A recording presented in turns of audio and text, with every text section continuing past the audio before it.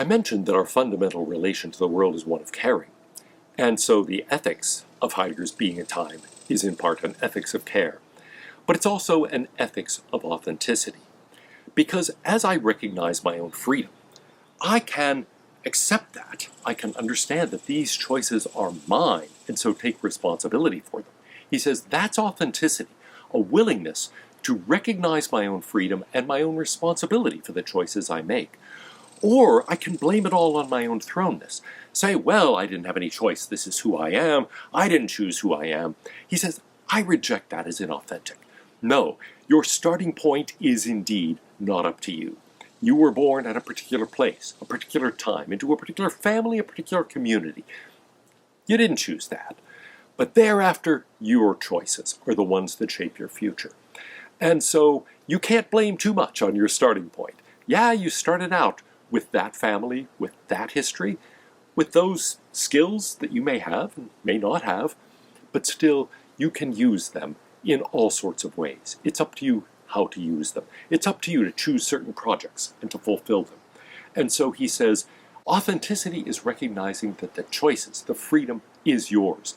And so the responsibility for making those choices is yours. Taking responsibility, recognizing your own freedom, that is living authentically. What's the greatest danger we have to watch out for? You might think it is a kind of lack of courage, an unwillingness to take responsibility for our own choices. But he says, actually, I don't think that's the biggest problem. It isn't cowardice. It isn't weakness of will. Instead, it's just everydayness. He says we tend to fall into everyday patterns, everyday habits. We act as if this is just the way it is. And that's the kind of thing that is the biggest threat to authenticity, the biggest threat to recognizing our own freedom and taking responsibility for our own choices. We just live day to day. We get mired in the day-to-day choices, the things that are temporary, the things that don't matter. And too rarely do we step back and reflect on our own lives and say, is this the way I want to be living? It's especially appropriate right now, I think, to think about this, given that we're going through the Great Resignation, where many people, as a result of the pandemic, have begun reflecting on their lives and thinking, is this the way I want to live?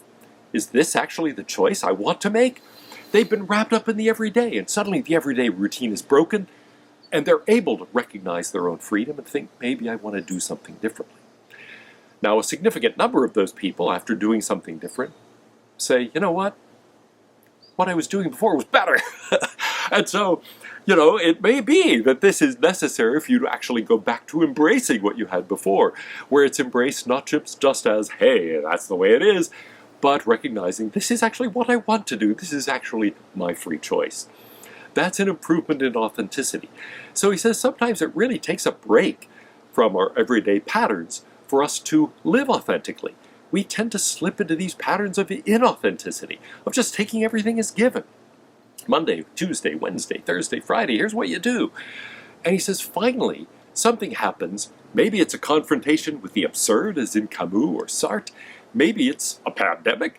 Whatever it is, something jars us out of our usual patterns and makes us suddenly say, wait, is this what I want to be doing? After all of this everyday patterning, this is the result of my free choices. Are those the choices I actually want to continue to choose? And he says that's a crucial step.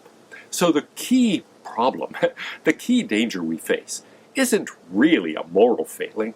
It is rather this lack of reflection, just falling into everyday routines, everyday patterns. That's the problem for us. That's what we have to overcome. And so, although we come into the world absorbed in the world, we do have to take a step back. Not only is it inevitable that we're going to recognize our own thrownness into the world, but we have to realize that even as a result of our choices, we tend to have thrown ourselves into a series of patterns that just become accepted as the way things are. We have to remind ourselves that these are the patterns we ourselves have chosen, and we have to take responsibility for them and subject them to critical analysis, thinking, is this really what I want to do?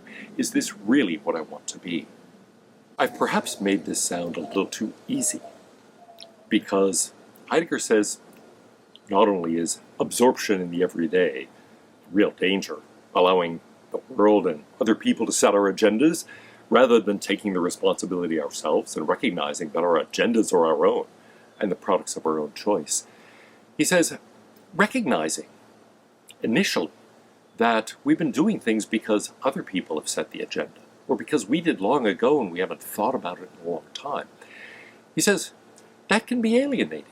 And so not only can we feel alienation when we initially recognize our own thrownness, we can start feeling that same sensation again when we realize that even though in some sense we've chosen these patterns, the patterns no longer feel like they're our choices.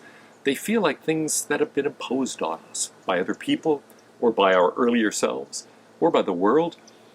And so we go through that process yet again. Now at this point, it can be a little trickier, because the answer isn't simply embracing our thrownness as giving us a home, accepting the fact that we are beings that are located in a world. Instead, now we have to think, are those the patterns we really want to adopt for ourselves? And he says at that point there is a different kind of danger. He calls it taking the plunge, because there's a danger of now plunging into oneself. Years ago, when I was in college, it was common for people to take a year off to find themselves. My reaction was always, hey, I don't have to find myself. I'm right here.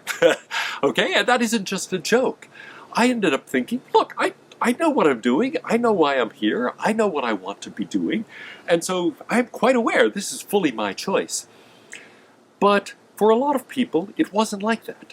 They were in college because it was expected that they would go to college. What were they going to do? I don't know. Do something that would earn them a significant amount of money. But what did they really want to do with their lives? They weren't sure. And they took that year off to find themselves. Well, that is what Heidegger calls taking the plunge into oneself. And it's natural enough. You find yourself trapped in this routine, you step back from it, you step away from it, and look inside yourself and say, is this really what I want? But he says there's a danger of getting lost in yourself. After all, there is a sense in which, what are you trying to do? What do you mean, find yourself? What are you going to locate within yourself? He says, take that plunge into yourself, and there's a real danger that you're going to drown. You're never going to come out of it. So, what do we have to do to actually get out of that and get back to a point where we can recognize our own freedom and take responsibility for it? Whether it's choosing yet again the pattern we had been in, or choosing something different. How do we get beyond that plunge into ourselves? Heidegger's answer depends on Mitdasein, our being with other people. The danger is not only getting lost in oneself, but when you're engaged in that process of self-reflection, no longer engaged with the world in the way you had been familiar with, he says there's a real danger that you are going to be interacting with a world as you imagine it to be, rather than as what it really is. In fact, the more you engage in that process of self-reflection, the more you become self-absorbed, the more you plunge into yourself, the greater the danger is you're going to lose contact with the world as it is, and you begin to live in a world of your own creation. Now, sometimes, these days, that's pretty literal. People get lost in a field of video games. I had a student who simply disappeared for a month. The police were called, the family was panicked, no one could contact him, no one knew where he was, and they contacted me and said, have you seen this student in the last month? I said, no. And I looked back at my records. The last time I had any record of him turning in work or seeing him was the previous month, October 3rd, I think the date was. I mentioned it to my daughter. And my daughter, who is a video game fan, immediately said, I know exactly where he is. I know what he's doing. I said, what do you mean you know?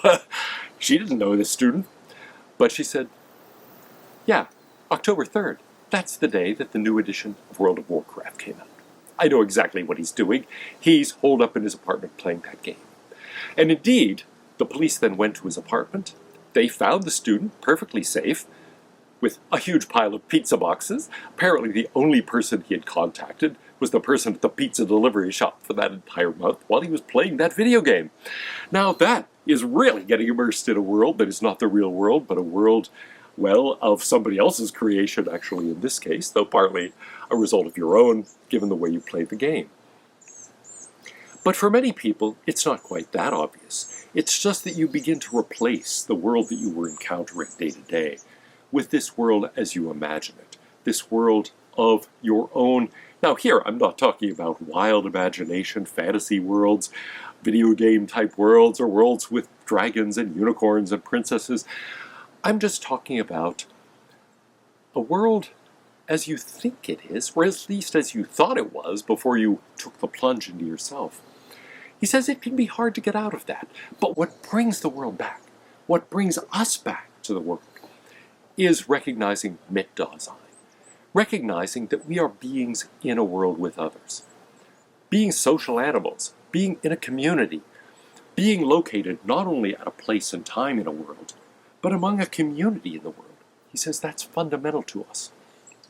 So, insofar as we abstract ourselves away, not just from a home in the sense of a place and time, but a home in the sense of a community, a social group we view ourselves as part of, he says that is something that is a deep danger. To get out of this, we have to recognize, and again love, not only our home in the sense of the place and time where we were born, but also the people around us. We have to recognize that the family, the society we're given, these are ours. We have to feel at home in them. And we have to recognize that we are part of that community. If we think of ourselves purely in isolation, isolation from the world and isolation from others, we are again distorting our very essence. Being in a world is being in a world with others. So we cannot be who we are meant to be without recognizing that we are beings in a world. We are beings with others. And that mit aspect, that being with others, is fundamental to us. So to overcome alienation involves a kind of self-acceptance, but a self-acceptance that includes an acceptance of the contingencies of our existence, an acceptance of the place and time where we were born, an acceptance of the community we were born into. It also involves a scarier kind of acceptance. We are, after all, finite beings. We are mortal. Eventually we die. And Heidegger stresses that what I am, in the sense of what I have been, what Sartre later calls my facticity, my being in itself, that isn't fully the story of who I am, because I am in part defined by my field of possibilities, all the things that I could choose to be in the future. But of course at death, what I can become and what I have been collapse. Those points disappear, and that field of possibility shrinks to simply what I have been. So I have to recognize that that is true also.